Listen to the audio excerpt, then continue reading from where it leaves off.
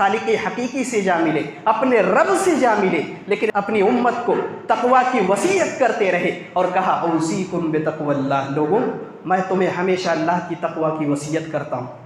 तो अल्लाह के नबी सल्लल्लाहु अलैहि वसल्लम हमेशा अल्लाह की तकवा की वसीयत किया करते थे, क्योंकि ये तकवा ही बुनियादी शय है जो अल्लाह रब्बुल आलमीन की नज़र में उस बंदे का मकाम और मर्तबा बुलंद करता है। मेरे भाइयों, तो ये अल्लाह रब्बुल आलमीन का कानून है, ये रब का कानून है। जो शख्स अल्लाह से जितना डरता है, जिस शख्स के दिल में अल्लाह तबारक व तआला का जितना खौफ होता है, जितना डर होता है, वो अल्लाह रब्बुल आलमीन से उतना ज़्यादा करीब होता चला जाता है। ये रब का कानून है। अल्लाह रब्बुल आलमीन ने कुरान हकीम के अंदर इस चीज़ का ऐलान किया है और कहा इन्ना अक्रमकुम इंदल्लाहि अत्काकुम, अल्लाह के नज़दीक सबसे ज़्यादा मुअज़्ज़ज़, सबसे ज़्यादा महबूब, सबसे ज़्यादा मुक़र्रब वही है जो सबसे ज़्यादा तक़वा इख्तियार करने वाला हो।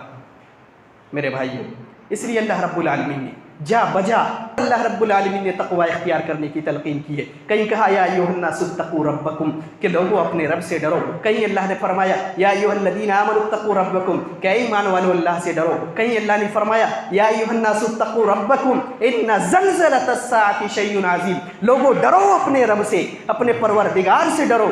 इन्ना ज़ल्ज़लतस्साअति शैउन अज़ीम, वरना याद रखना वो दिन बड़ा भयानक है, वो दिन बड़ा खौफनाक दिन होगा। अल्लाह रब्बुल आलमीन ने बार बार तक़वा इख्तियार करने की तलक़ीन की है। लोगों अपने रब से डरो, अपने रब का डर और खौफ अपने दिल में पैदा करो। जितना डरोगे उतना अल्लाह रब्बुल आलमीन से करीब होते चले जाओगे। ये अल्लाह रब्बुल आलमीन का यही कानून है, यही दस्तूर है। जो शख्स अल्लाह से जितना डरता है वो अल्लाह रब्बुल आलमीन से उतना करीब होता चला जाता है। मेरे भाइयों, तो ये तक़वा है, इसी को तक़वा कहा जाता है। अगर दिल से अल्लाह रब्बुल आलमीन का डर और खौफ निकल जाए, अगर दिल से अल्लाह रब्बुल आलमीन का तक़वा ख़त्म हो जाए, वो दिल शैतान का आमाजगाह बन जाता है, बुराइयों का आमाजगाह बन जाता है। वो दिल उस दिल के अंदर शैतान अपना मस्कन बना लेता है, बुराइयों का वो दिल मस्कन बन जाता है, फिर वो जो चाहता है करने लगता है। तक़वा की मिसाल हज़रत अबू हुरैरा रज़ी अल्लाह तआला अन्हु बयान करते हैं। एक शख्स से आए, हज़रत अबू हुरैरा रज़ी अल्लाह तआला अन्हु बैठे हुए थे। कहा अबू हुरैरा, मैं ज़िंदगी में तक़वा इख्तियार करने की पूरी कोशिश करता हूँ, जहाँ तक हो सके, मुमकिन हो सके मैं करता हूँ, लेकिन बताएं कि ये तक़वा क्या शय है, ये तक़वा आखिर है क्या चीज़।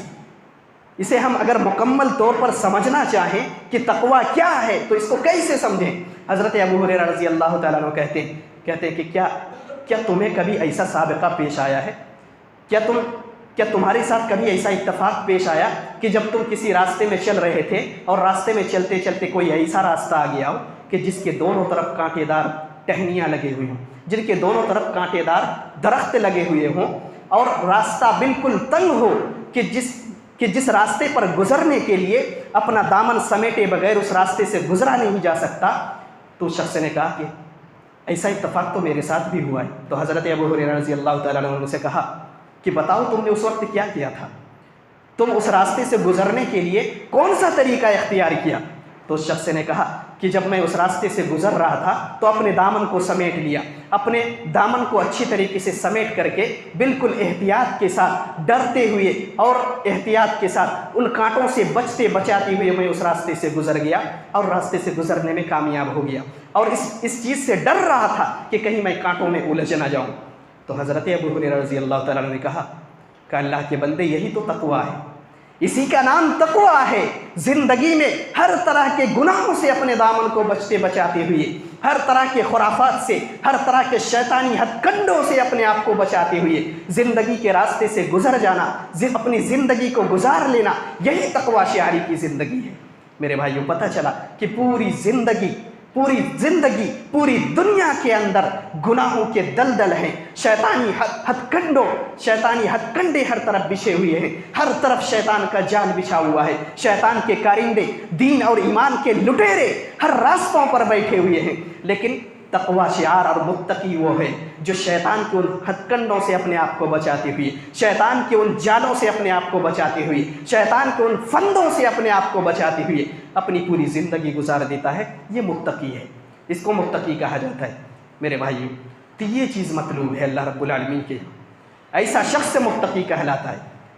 ऐसा शख्स अल्लाह रब्बुल आलमीन की यहाँ महबूब और मुकर्रब होता है। मेरे भाइयों, अब कुरान हकीम का मुताला करके देखें, कई मकामात पर अल्लाह रब्बुल आलमीन ने मुख्तलिफ तरीके से इस तकवा को बयान किया है, मुख्तलिफ अंदाज में अल्लाह रब्बुल आलमीन ने तकवा शियारी को बयान किया है। कहीं अल्लाह रब्बुल आलमीन ने तकवा शियारी को लोगों के अमाल की कबूलियत का जरिया बताते हुए अल्लाह रब्बुल आलमीन बयान करता है, इन्नमा यतक़ब्बलुल्लाहु मिनल मुत्तक़ीन, के लोगों अल्लाह तबारक व तआला अगर किसी के अमल को कबूल करता है, अगर किसी के अमल को अल्लाह रब्बुल आलमीन की यहाँ कबूलियत का दर्जा मिलता है, इन्नमा यतक़ब्बलुल्लाहु मिनल मुत्तक़ीन, वो मुत्तक़ीन होते हैं। कहीं अल्लाह रब्बुल आलमीन इस तक़वा को राह नजात और नजात का जरिया करार देते हुए, जन्नत की कुंजी करार देते हुए अल्लाह रब्बुल आलमीन फरमाता है, तिलकल जन्नतुल्लती नूरिसु मिन इबादिना मन कान तक़िया, कि ये वो जन्नत है, ये वो जन्नत है जिसके वारिस हम ऐसे लोगों को बनाते हैं, मन कान तक़िया, जो मुत्तकी होते हैं, जो अपनी ज़िंदगी में परहेज़गारी इख्तियार करते हैं,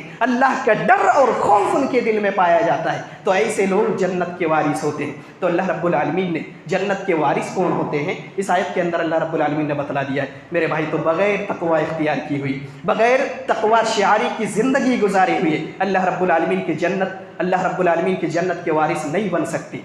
जन्नत के वारिस कौन बनते हैं? जो अल्लाह रब्बुल आलमीन का डर और खौफ, उनके दिलों में अल्लाह रब्बुल आलमीन का डर और खौफ पाया जाता है, जो अल्लाह रब्बुल आलमीन का तक़वा इख्तियार करते हैं, जो मुत्तकी होते हैं, अल्लाह तबारक व तआला उन्हें जन्नत का वारिस बनाता है।